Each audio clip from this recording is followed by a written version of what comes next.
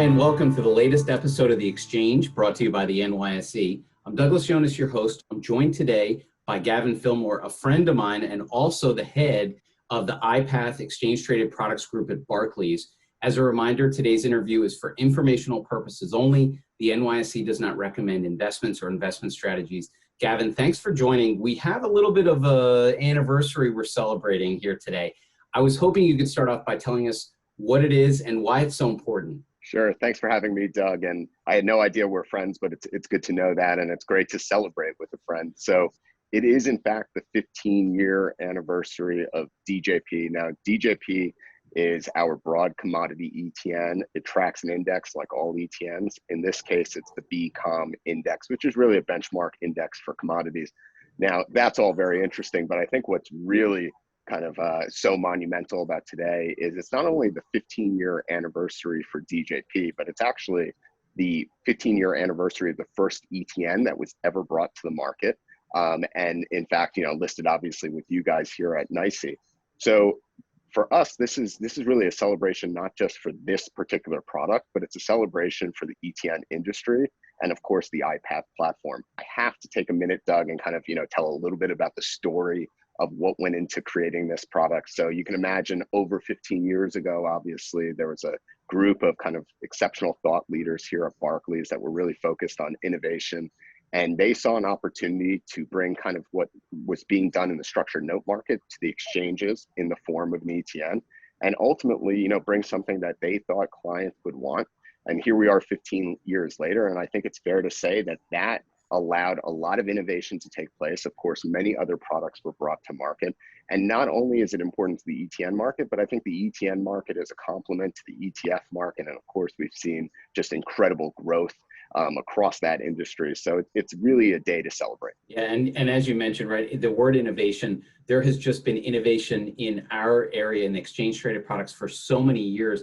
Not a lot of exchange traded products are actually at the 15-year mark, though, and that's right. Part of the excitement here. Tell us a little bit more about DJP. Yeah, so I think what's great about this is that not only is it such an important anniversary, but it's also a great moment to have this anniversary. So what we're seeing is that commodity products have always been fairly cyclical in nature, right? And it's actually been quite sluggish over the last decade or so. But really starting about 12 months ago, a couple tailwinds started to line up that have really driven asset flow and interest in the commodity space. Those tailwinds really come back to, how commodity products are typically used within portfolios. One is diversification, and the other is as an inflation hedge. So as we look at the markets today, and we're at kind of, right near all-time highs, of course, diversification is something that's considered. And we're hearing that drumbeat of inflation. Who knows where that goes? But certainly when people start hearing inflation, they think commodities. And DJP was the first real broad commodity product in the market. So immediately eyeballs go there. We've seen tremendous inflows. And I think what's interesting too, Doug, is it's really branching beyond just the broad commodity exposures into some of the single commodities like copper and nickel. And we are really a one-stop shop for commodity ETPs. We have broad sector and single products that is like none other in the market. So Gavin, I love anniversaries as an opportunity to look backwards, but more importantly, to then look forward. So I have to ask, at Barclays, with the iPath business, what trends are you seeing? What are you thinking? How are we looking forward for the ETN industry, for ETPs in general? Yeah, so I think when we think about ETNs at Barclays, we always like to appreciate how they play their role right in the market. ETFs are going to be the go-to in many cases, but ETNs for niche exposures like commodities serve a very specific purpose and are really well suited for the end investor. So we're always honest about that. And what we see on the horizon is one, disruption, right? Disruption brings opportunity, and we've seen that in the past on our platform. And we think there's going to be continued disruption in the financial market. So we're certainly excited about those types of opportunities. But in the near term, focusing back again on commodities, we see some real opportunities in some single commodities that are starting to gain traction. So we're doing a lot of product development there.